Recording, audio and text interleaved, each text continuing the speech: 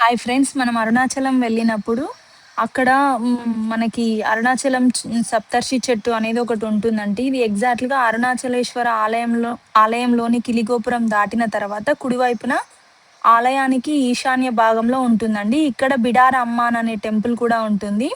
ఈ గుడికి ఎగ్జాక్ట్‌లీ ముందులోనే ఈ చెట్టనేది ఉంటుందండి. ఈ చెట్టేంటంటే మారేడు ప్లస్ రావి చెట్టు కలయికలతో ఉంటుంది అండి.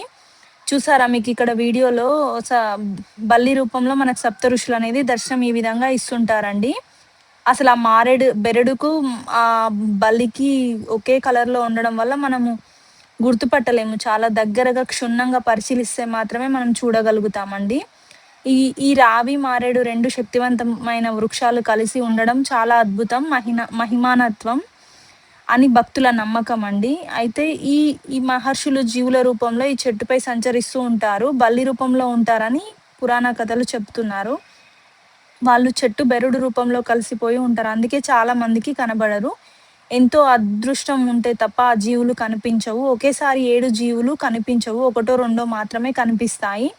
అయితే ఈ జీవులను కనిపించినా వాటి పేరుతో మాత్రం మనం పైకి చెప్పకూడదనేది ఇక్కడి నియమము.